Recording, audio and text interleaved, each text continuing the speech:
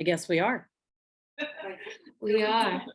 All right, greetings everyone. As you trickle in, just wanted to say hello. I'm Emily Deach. I'm the president of the Brown Club of BC. My co-host for this evening in the background with all this happy chatter is Victoria Sams, class of 1990. We are going to launch into our talk in just a moment, but wanted to run through some logistics with everyone in terms of the text. So tonight we're going to be using both the chat and the Q&A feature. So for the chat, that will be kind of the way that you can all chat amongst yourselves, offer commentary, kind of informal chatter, etc. If there's something that you want the speakers to address live, please put it in the Q&A and we'll be sure to vocalize that for them. And if there are any tech issues that you have, place it in the chat box, and we'll be sure to take care of those for you. But welcome everyone to this. This is the BCD installment of the One Bear, One Book series. And we are doing a very special novel by Xochitl Gonzalez, Olga Dies Dreaming. And we're so grateful for the response to this and the incredible show up that we're having from across the nation, even global partners. As we work through this, again, mentioning for those who are just joining, I'm seeing folks trickle in. Chat box for informal chatter, Q&A for things, the questions that you want to be vocalized aloud, but want to toss to Christina Salas. Emily, I think the chatter in the background where you are, I noticed a lot of people are commenting that it's a little. We'll shut it down soon. Yeah. So just introducing Christina Salas and Dr. Shantae Montgomery, who will be our speakers. I'm going to mute now for you to self-introduce. Shantae, you want to go first? Certainly. So my name is Shantae Montgomery. I am currently the Associate Director for Brown in Washington, which is a program that brings students from Providence to Washington, D.C. to participate in internships that are policy, government driven. Though I'm not a Brown alum, I do work for Brown University, and so that's my connection. I had a pleasure of working with Emily and the rest of the BCDC to host some opportunities and events for students from Brown. I come to you, I have my PhD from Howard University in English literature. And so I'm really excited about talking and thinking through books and things that are presented there. My research interests are in discourses of liberation. And so this book is right up my alley. I'll turn it over to Chris. Thank you, Shantae. Hi, everybody. I'm Chris Salas, class of 1990. I am a former president of the Brown Club of DC, and also, I've also been a co-chair of the MAC Committee on the Brown Alumni Association, former Brown Alumni Association board member, former co-president of A4, the Asian American Alumni Association Alliance. Sorry, I've done a lot of work and in alumni relations for Brown. I currently am in Northern Virginia, and I have a degree in theater from Brown, and currently work in public media. So I work here at WETA in the DC area. And I actually served on the BAA board with Xochitl a million years ago. And she's a real powerhouse and an incredible person. Wonderful, wonderful woman. And could not have been more thrilled to read her novel. And am so incredibly moved by the success that she's experienced with it, and moved by this novel because Xochitl's always been an incredible storyteller, and now the rest of the world can see just how wonderful she is. So I'm really honored to be doing this. So very pleased. So.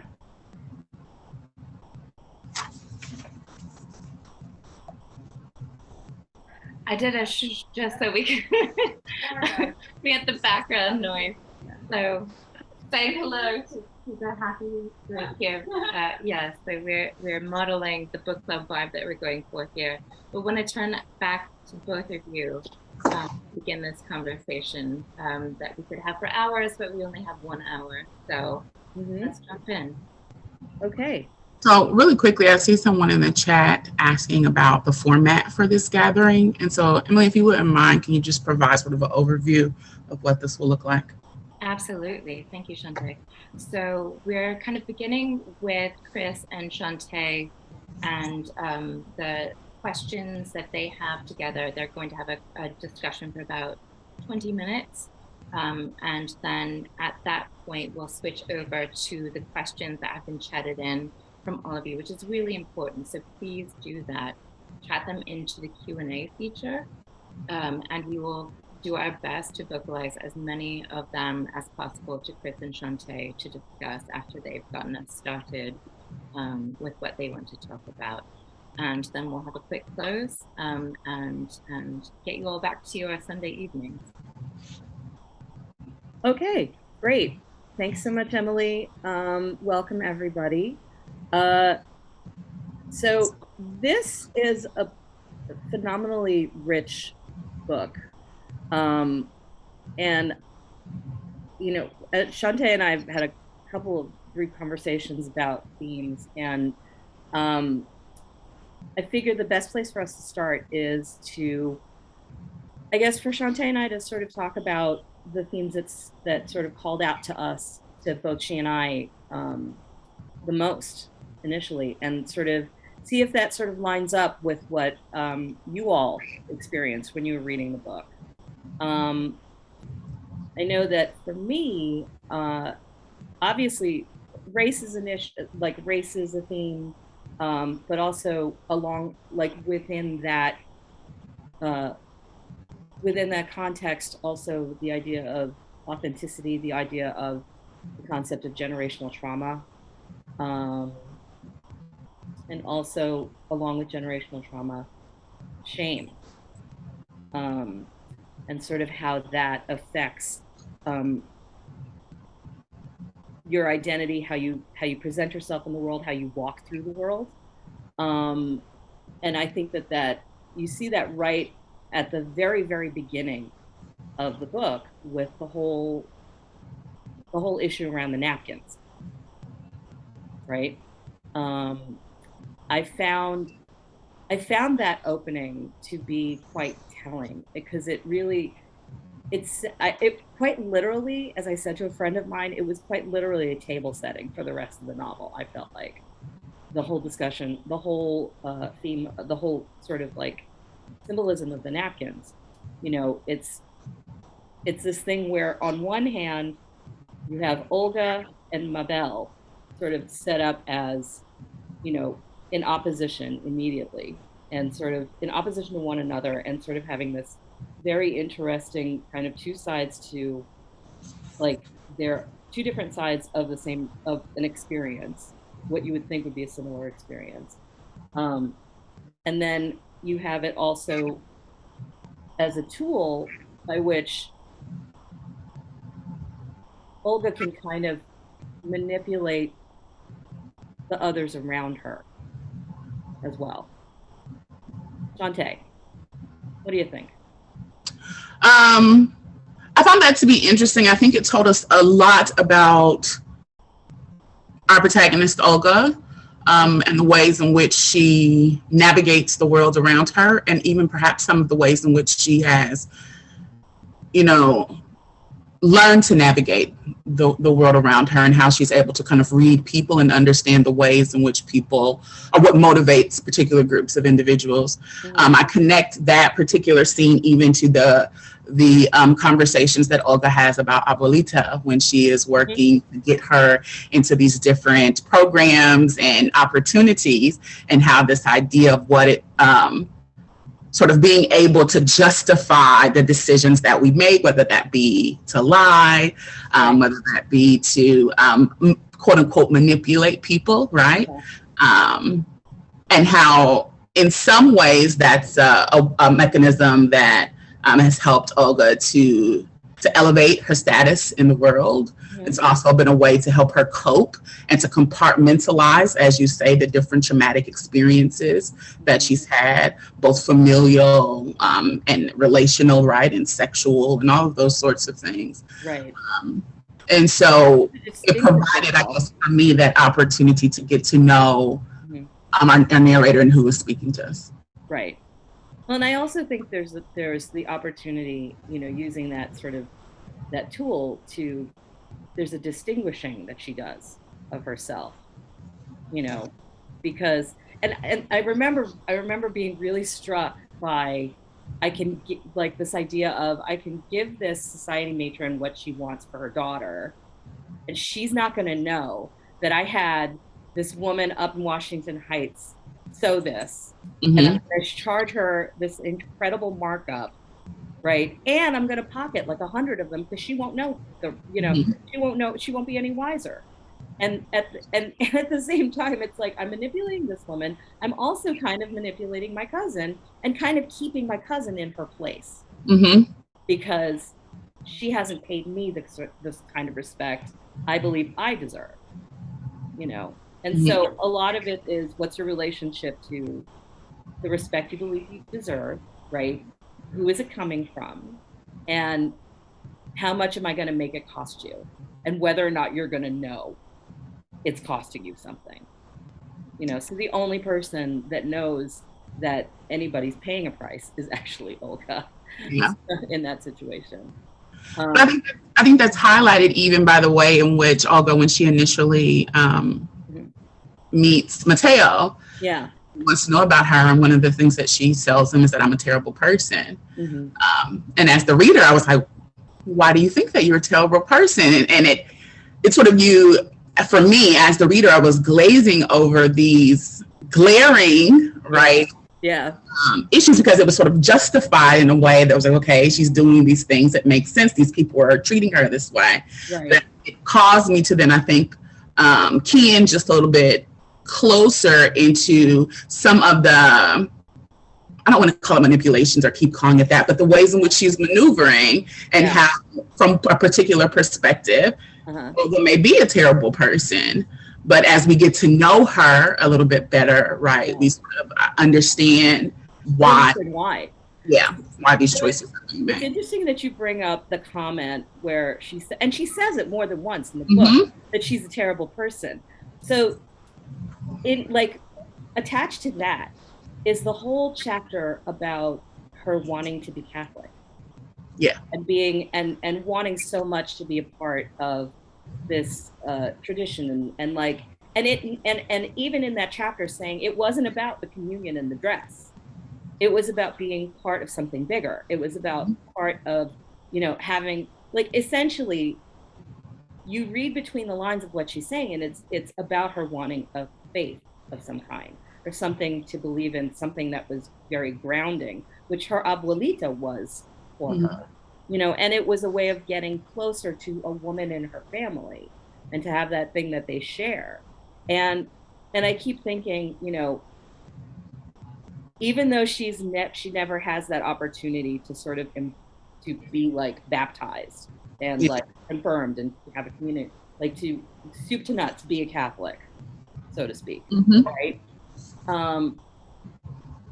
It resonated very much whenever she said, for me, being like somebody like 12 years of Catholic school, and so much of the book, it kind of resonated because I'm Filipino, so there was so much of this book that kind of resonated for me in terms of, like, coming from a culture that was also colonized, and specifically colonized by Spanish. There was very much this, like, resonance around I'm a terrible person, being that sort of strict moral Catholic. There is a right and there is a wrong. There is a good and there is a bad, and then sort of very much there's a lot around Catholic culture where there's like, well, you find your ways around the rules, and if it's for a good reason, you can kind of justify it, so people can have so morals are a little bit sort of if it's for the right reasons, but there is still this like moral kind of like right versus wrong thing. Mm-hmm. You know, and I found that that whole self-judgment also echoed very much to me the what she received from her mother Mm. in her mother's letters, which was so tied to just this shame, Mm-hmm. and this like those letters were like traumatic. They were this like sort of the distant like the trauma of having a mother who's left, and the only communication she gives doesn't really have to do with wanting to know how you are, but has to do with how you're failing what her idea of you is. Mm-hmm. Um, I'm happy you mentioned that, because I think for me, those were the parts of the novel that really spoke to me the most, and that was the letters from yeah, his mother. yeah, There's the first letter that we get, and if you don't mind, I'd like to just read like a brief. yeah, please. That. Yeah, yeah. On page 26 of my copy, that first full paragraph, it says, "And so, Olga, you must see yourself in my absence, not as one little girl missing her mother, but as a brave young woman who knows that in a world of oppression, achieving liberation will require sacrifice.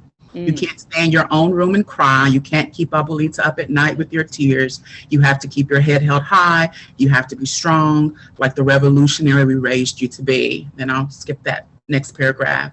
"Nothing, Olga, is more valuable than people being free." And so for Blanca, Olga's mother, Yeah. I think that, or not I think, liberation is intricately tied with sacrifice. Mm-hmm. And I think that we see those themes woven even throughout the novel. Yeah. But for Olga's mother, liberation, revolution is very prescriptive, right? Mm-hmm. There is a way that we go about freeing and liberating ourselves, our people, and that means I have to sacrifice the love of my children, the love of my family, the love of my husband, the life that I wanted or thought I wanted to create with my husband. I have to sacrifice this. And if you don't sacrifice in the same ways that I do, then you aren't for true liberation, whatever that, definition may mean for the mother. And in the face of that prescriptive liberation, we get some very interesting personal acts of revolution and resistance and liberation that in some ways defy those prescriptions, but that are just as important, just as essential to freeing for Olga, for her brother, for that family, even when they sit down, put those letters in order. There's a liberation that they experience in being able to identify, the point, the nexus of that trauma, where it stemmed from, and what they need to do personally to free themselves from, the abuse that they have been experiencing. Right. And so I found it interesting to sort of trace and map that sacrifice in different ways, right? Yeah. And how it connects in many ways to their own individual liberation. Well, and it also has this arc. I love that you just put those two together, because it also does have this arc of what do you believe liberation looks like at the beginning of the book versus what do you actually believe liberation looks like at the end of the book. And there was, I jotted down this note because like you, I was fascinated by these letters, right? And they kind of felt like, like in Hansel and Gretel, when you're leaving breadcrumbs, they kind of felt like the breadcrumbs were really small and kind of romantic at the beginning, right? They're these letters are so aspirational at the beginning. And then they get more manic and more judgmental and more shame-based and more shaming as the book progresses, and the risks that both Olga and Prieto are taking, they either shy away from them or are or like almost paralyzed, in Greta's case, certainly, like paralyzed by fear of these choices. And, and Olga keeps making a lot of choices that you would probably categorize as unhealthy choices, but it's sort of, she's trying to constantly fight with liberating herself from something, but she can't really put her finger on what it is. Yeah. For literally like a couple of decades, you know? And then as the intensity of these letters ramps up, and the intensity of the shaming ramps up, they're kind of both pushed to the edge. But I think it's also important to note that these characters, right, they aren't one-dimensional, they're nuanced. Right. And so as with any center of consciousness character, we end up learning more about them than we learn about the person that they're talking about. Right? And so we learn about Blanca's life, right, and how she has come to be, and she is a product in many ways of her time, a time where socially and culturally she was silenced, or she felt that she was to be silenced and be a woman and be a mother, and marrying was her way to freedom and getting out of the home, right? And perhaps because of love or because of societal pressures, she thought that having a family would give her this freedom, and it wasn't. I think even about like, Betty Friedan, right? The feminine mystique, and how there were these women with this question, right? This problem that has no name, right? And how were they supposed to sort of articulate their pain, their struggle, without the language to be able to do it? And so what Blanca is receiving during this period in our history is the language to articulate the pain. Now, does it, in the process, rift her family, hurt her children, debilitate them in many ways? Yes. But we also, I think in some ways, I have to come to an understanding that Blanca is not just sort of like this villain in our heads, that she comes from a particular genesis as well. Well, and also, she's also a woman with all of that, she's also a woman who's lost the partner that she thought she had in all of this. Yeah. And she's lost the partner, she doesn't know why she's lost him, other than the only thing she can think of is his own set of weaknesses, right? Which isn't what it is, because, addiction is a disease. But, she's all of a sudden alone, and the only thing that she can kind of still hang on to be true to herself is to be this revolutionary, right? And then if and you find her to be this person that has to just go all in. So it's the only lesson that she can pass to her kids. If you're going to be true and be all in. Yeah. And that's, you get the increasing intensity as time goes on of that being communicated to her children, but her children have absolutely no context for this. Yeah.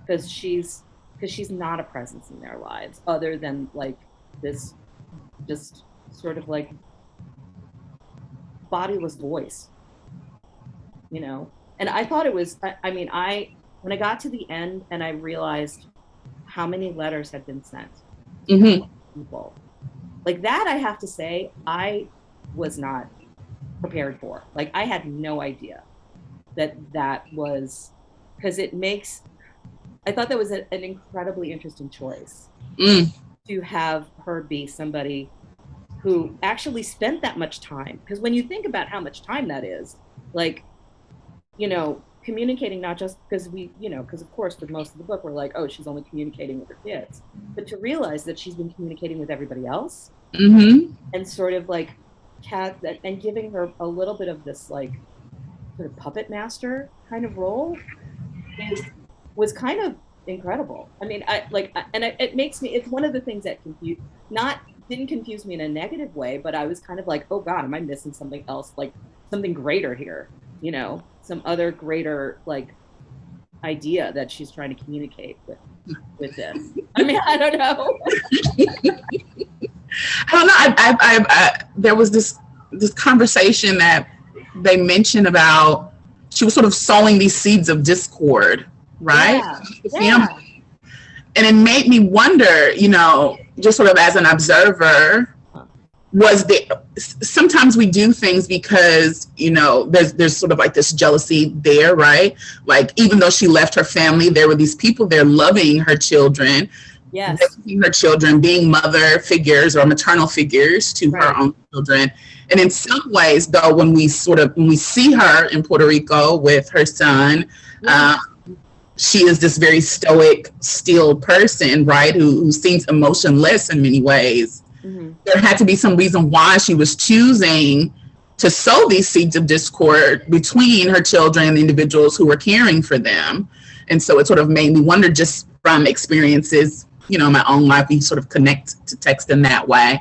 Yeah. Why, though, that was the choice, right? Why would you want to turn your children against individuals who were caring for them? Well, yeah, what would be the motivation? And what would be the motivation to want to have that much control over a situation that you chose to leave? And yet you still need so much to control it, and it makes you wonder how much, even though she treats Pietro the way she does when she sees him, like, how invested is she in both of those children as a legacy? Right. And maybe that's what it is that she spends, like, through the course of the arc of the novel, she is trying to spend her energy creating a legacy out of those children. And when they do not, when they reject it, she goes nuclear. Quite literally, she goes nuclear. Yeah. It's like, it's almost 8:30 and literally got through one theme. So I guess that goes to show just exactly how rich this book is. So let's quickly explore some of the things in the chat. Yeah, let's do that. And also, I'm sure that other things will come up. We'll try to get to as many questions as we possibly can. And I'm sorry if we're not going to be able to cover everything that everybody's wanting to talk about, but we'll try to do our best, and we'll see how it goes. Always the way, Chris. Yeah, yeah. I was like, an hour for this book? Exactly. Well, that's the whole. We get the luck of another hour after we close in person to converse, and we hope other folks get that opportunity too in your own clusters, wherever you are. One question that came through is kind of a barn burner, big opener, is how satisfied are we with the ending? So they said, Olga forsakes wedding planning for happily ever after with Mateo. Prieto is out and accepted, but problems of class, race, colonialism, and capitalism remain. Does it too neatly gloss over all of those issues in the interest of kind of a familiar happy ending? Or is there something about the chosen genre that makes this feel fitting?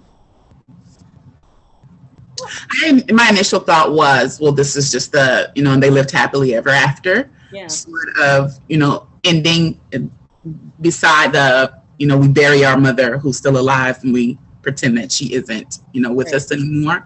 But sort of the wrap up was that. But then I started thinking about that Audre Lorde quote that we kind of all just throw out on Instagram sometime, that self-care is not an act of self-indulgence, but it's revolutionary, something like that. Yeah. Self-care is an act of revolution. And so I don't know. I'm tossed up between whether or not I'm happy or content. Maybe that's not the best word, with the neat bow or neater bow that's being tied, or whether there's sort of some other subtext about love. And I think even Bell Hooks talks about love and loving yourself and loving others is an act of revolution as well, in her book Black Looks, I believe it's called. So there is that discourse as well. Chris, what do you think? Well, it's funny because I was sort of like, isn't that happy an ending though? Is it a happy ending? Well, A, and B, well, my initial reaction was like, because I remember seeing that question and thinking to myself, okay, A, is it really a happy ending? And B, what's wrong with a happy ending? You know, but seriously, what's wrong with a happy ending in this context and for these people? And and to be a total cynic, it makes it much easier for the book to be optioned if it has if it has a neat ending. And I mean, you know, I would actually love to see this book go to Netflix. So, you know, that would be great. I mean, wouldn't it be great for Xochitl's book to get optioned and you know, so I think we all, you know, I think we all tend to be a little skeptical when things get tied up neatly, right? Ooh, it's going to Hulu. That's what I thought. Yeah, because I thought that I saw somebody's comment in the chat. But they decided because it was too dark. Okay, that's fair. I kind of felt like there were things that were tied up a little neatly, perhaps for my taste in general, but I forgave it. Like, I was okay with it because I kind of felt like there's so much in this book. There was just so many things going on and so many layers to all the ideas that she was exploring that I was like, I don't know that I necessarily minded a couple of characters. I didn't think of it so much as a happy ending. I kind of felt like a lot of characters were healing at the end. That's kind of how, I think that's why I didn't have that problem with it. Because I kind of felt like there were a lot of characters and a lot of relationships that had been traumatized. And I was okay with 8 years down the road, because that last chapter happens 8 years after. That's a chunk of time for people to, be able to heal. And so that's kind of how I felt about it. Like, I think about sort of like the convenience of the plot device. Oh, I've been rich all along. Yeah, I thought that was pretty. I thought that was funny, actually. It's like, I'm a hoarder, but I am Prince Charming. And so, I don't know, that was kind of, it while possible, it kind of sort of fell within the genre of what we've been calling the rom-com. Yeah, totally. I mean, there were moments in this that I thought were certainly, like, definitely rom-com-ish, but I thought that they were a welcome relief from a lot of what was going on. Like, I needed them, and there were a couple of lines where I was just laughing out loud. Most of them had to do with Dick Eichenborn. Like, most of the comments about Dick Eichenborn, I laughed at my margins, idiot. Yeah, totally. I was like, I have all of these, like, I was like, that was a great line. Oh, Dick is being a dick again. Yeah, it was just, that was sort of where I was at. Literally 2 laugh out louds in this room from that. Wanted to share that. And circling back, Chris, to your early point in that, what's wrong with a happy ending? I think we've all learned that all genres can have merit, and within a particular genre, you can still do smart things. Yeah. Really trenchant points about race, class, capitalism, colonialism, and because of the genre, have a happy ending. Like, both can be true. I mean, you can explore a lot of really heavy topics, and still have a happy ending, I think. But like I said, I do really feel like it was, it was less a happy ending than her assuring her audience that these characters were okay. They'd come to some kind of peace, or that they had, like, gotten to a place where they were healing. I mean, remember, Mabel is like, she has a kid and she's divorced, but or not just even that, Olga's decision not even to bother with what her mother's doing, and sort of turning her in and deciding she doesn't want to be a part of that circus anymore, right? So I thought that was a cool and interesting way to end the text. It was like, nope, not doing it. And the next is acknowledgments. And so good for you, I choose to disengage. Mm-hmm. I choose to disengage. And it's like healing, healthy, you know. So I think dovetailing on that, so in the vein of sacrifice, Lisa Borden, class of 90, asked, when discussing sacrifice, do you think Bianca really sacrificed all that much? She claims she did in her letters, but she doesn't seem that worried about losing her family. Did she just make a mistake getting married and having kids and rectified it by liberating herself from them?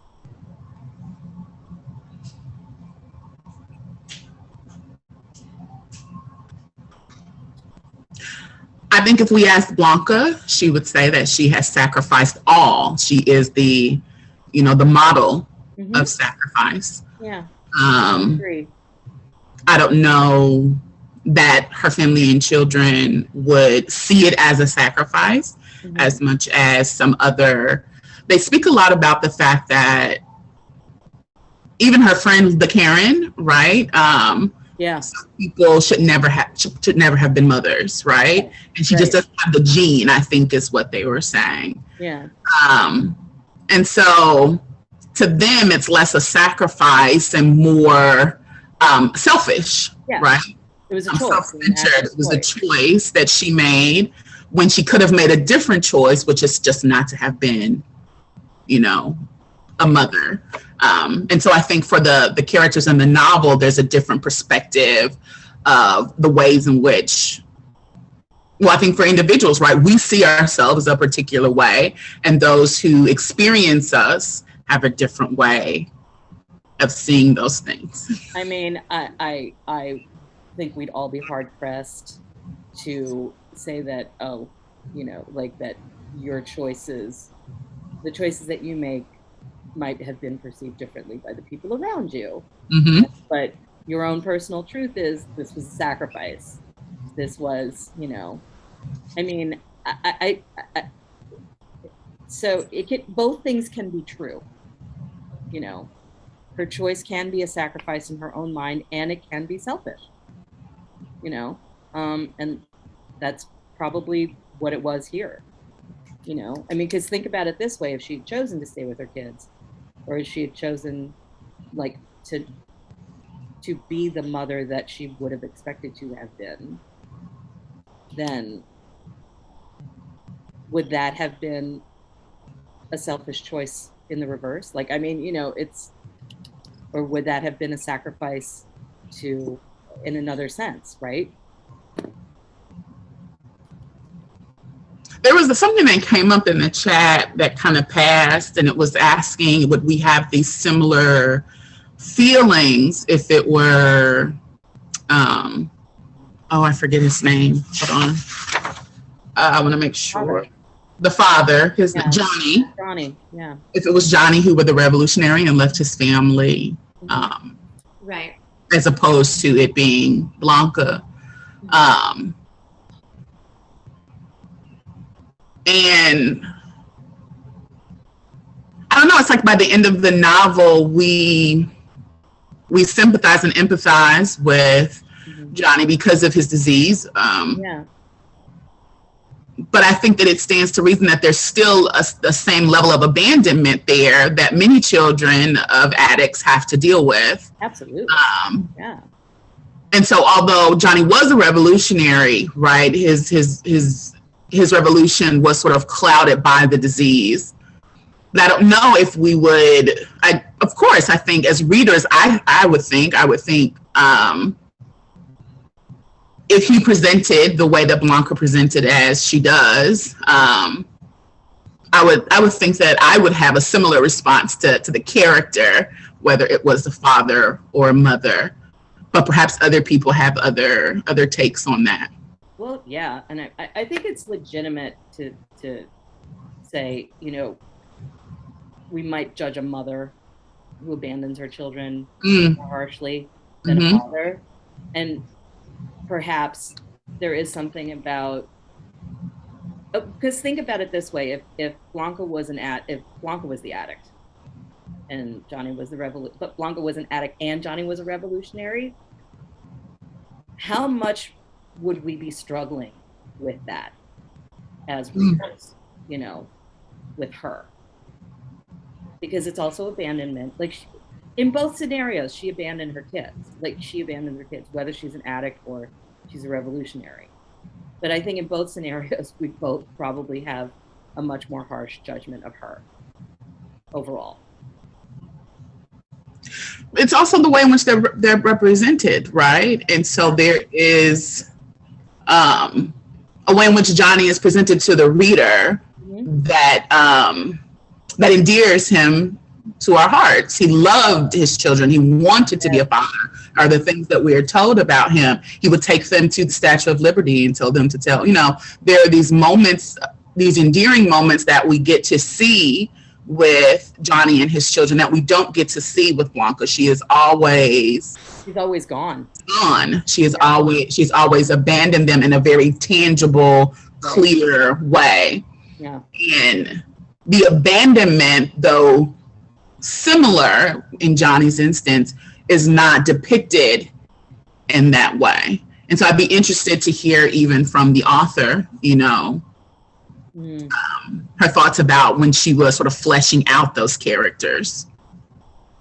It's interesting how much it seems that everybody's really taken by these two characters of the parents, because they set up so much of the trauma that just reverberates through the rest of the novel and kind of really affects every event in the novel when you think about it.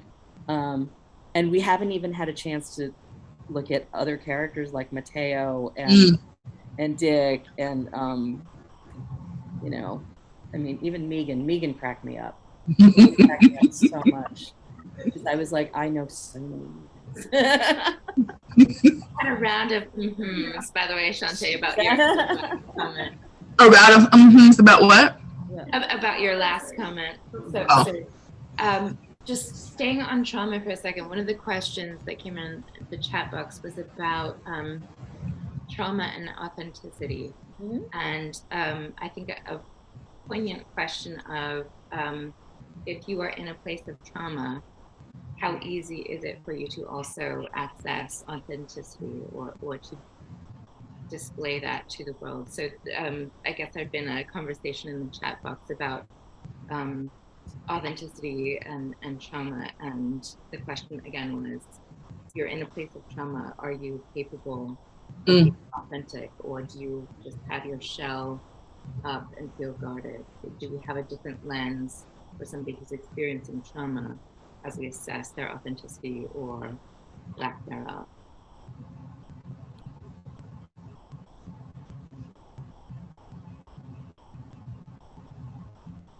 This is us mulling over it. We have not been stumped. We're just mulling it over. I think trauma is quite an obvious obstacle to accessing and expressing an authentic self, for sure. And it can certainly, I mean, what it does is it creates coping mechanisms that probably are protective ones and result in pushing people away. As you know, you could see that happening, you know, certainly in Olga's relationship with Mateo, absolutely in her relationship with Dick, probably for the better in that case. But also just sort of how you treat people in general, I think. And it affects your worldview, right? Because if you can't be your authentic self and you're constantly sort of protecting yourself from trauma, you're going to view the world in a way that doesn't enable you to live fully within it. And I think that that's very, very obvious for both of them, both Olga and her brother.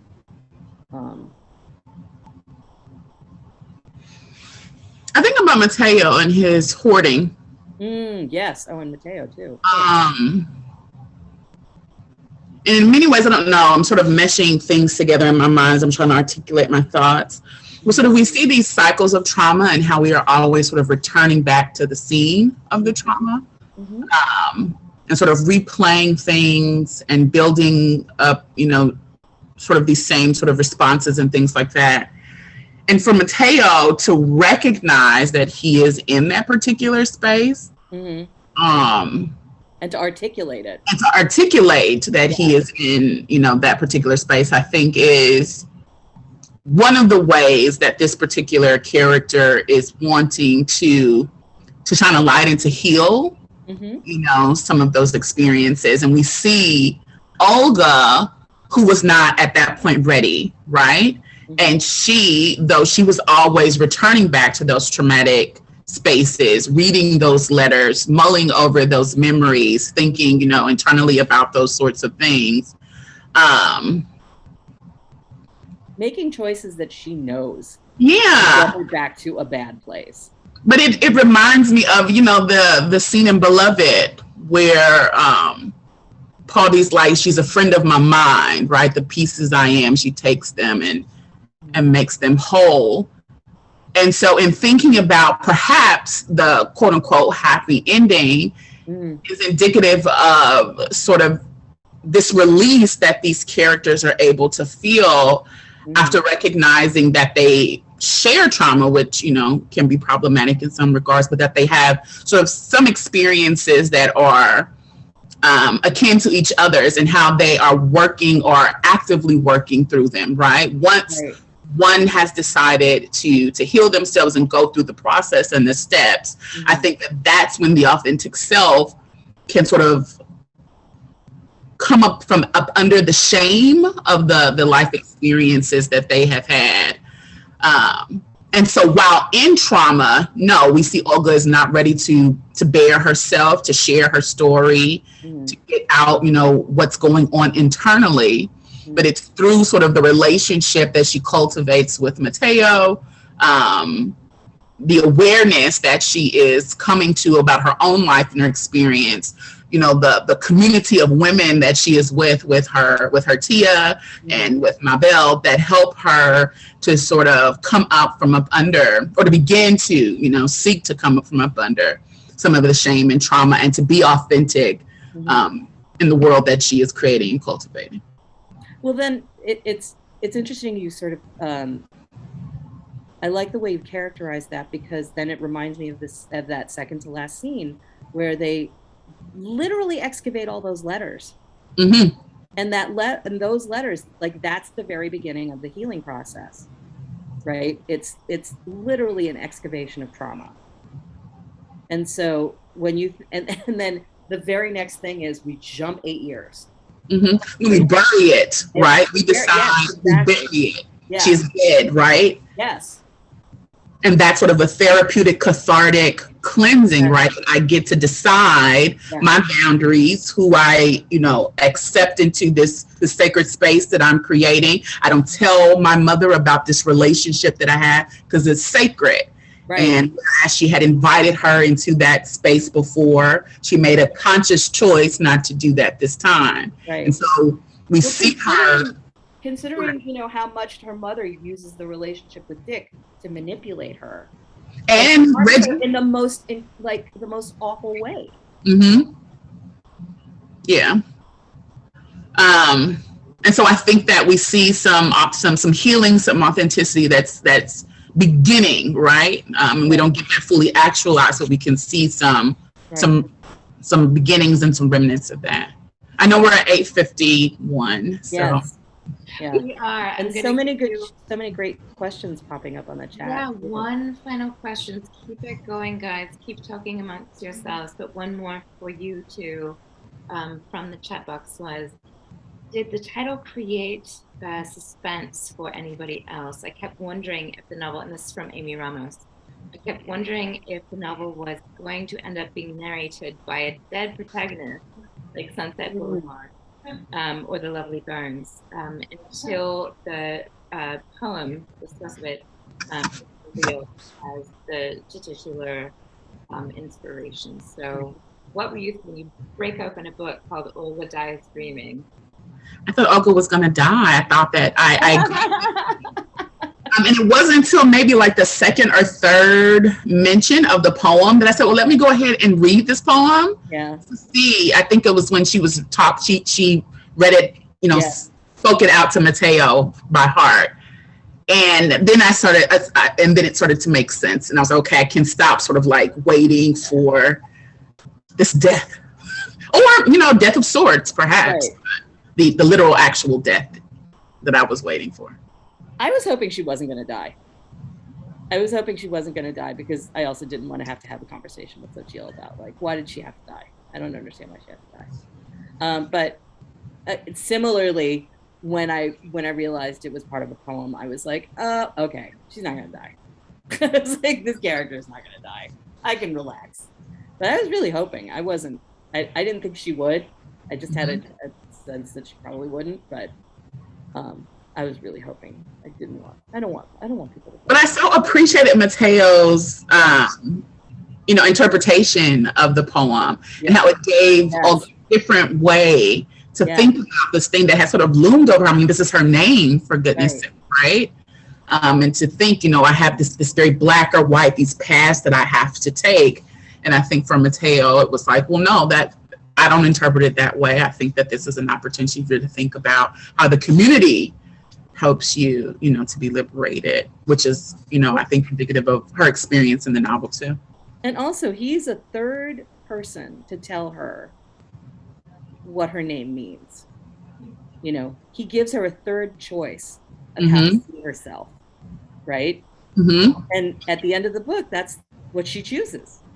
This third way of seeing herself, right? This third possibility that he's presented to her, because you also get the sense that part of she says so many times in the book that she's so shocked by how it's almost like she's trying to explain to herself why she's so attracted to him.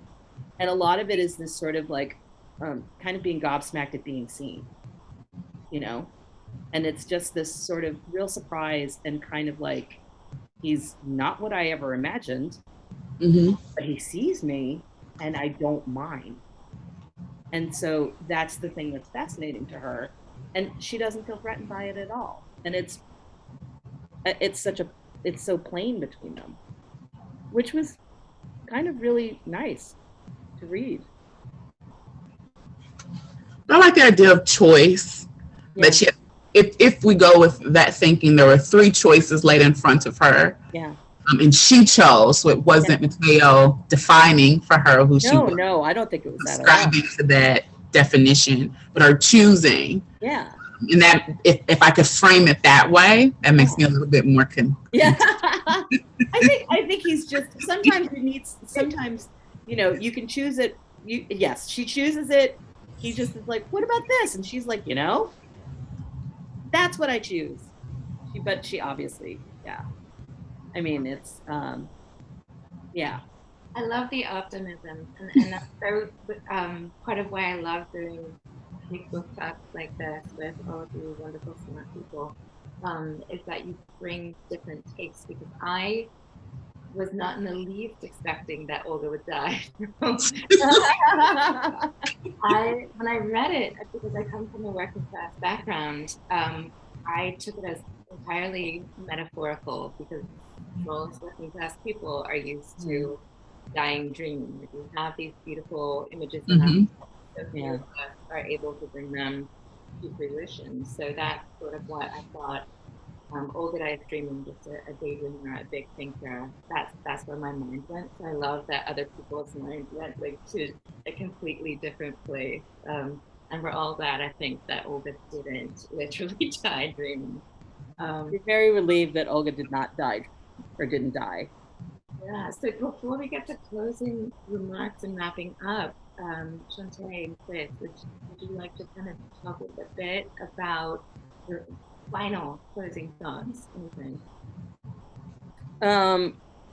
Gosh, there's so much we didn't even really have a chance to explore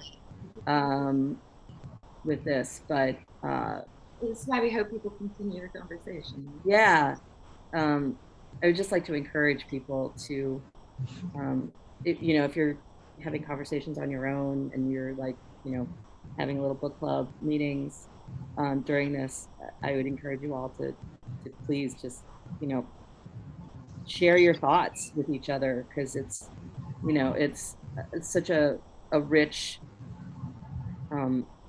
resource to explore ideas around identity and space and race and class. Oh God, we didn't even talk about class. Just so many wonderful layers of ideas. But enjoy, share it with each other. It's it's a great way to get to know other people and where they're coming from. And I thank you, Shantae, for having this discussion. It's been great having this discussion with you. Really enjoyed it. So yeah. I think for me, the last thing I'd like to say, the book is a history lesson in Puerto Rican history and resistance and revolution, and some of the things that are even connected with Caribbean history and African American history and African American liberation and movements and all of those sorts of things. And so the text provided me an opportunity to do a bit of digging and research into some of the events that are discussed here. And so if you haven't had an opportunity to do that, I would strongly suggest that you take some time just to review if you don't, know these things like I did, and I came in sort of unclear on some of these things. And so I appreciated the history lessons, the sometimes drawn out monologues of history that we received that, gave me an opportunity to dig a little bit deeper into this little known history that I knew about. And I saw sort of in the chat someone saying, talking about Puerto Rican statehood, sort of the ways in which this book has helped to shape our thoughts or revise perhaps even our thoughts about that issue and that topic. And so I'd invite you all to even continue to think through that as you're continuing your conversations. And thank you, Chris. This was not as bad as I thought. This was a flow. It was a conversation. I know, totally. I think we're both really nervous. This goes well. Yeah. But it was fun. So much. To everyone who attended, thank you as well from everywhere. We had such an outpouring of interest from folks, and it was a thrill, even though we can't see you in person, to know that you were there and asking smart questions. So we couldn't get to all of them. I encourage you to continue the conversation.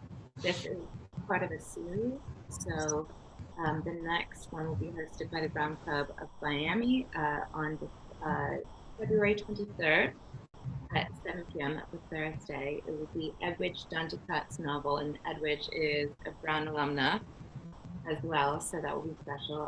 Everything Inside. So please look for invitations to that so that we can gather again. We are going to get back to each other and continue conversation for about another hour. We hope that the rest of you have an opportunity to do that too. So again, thank you for showing up. The recording will be made available and we'll share it with you afterwards. Bye, everyone. Thank you. Good night. Bye.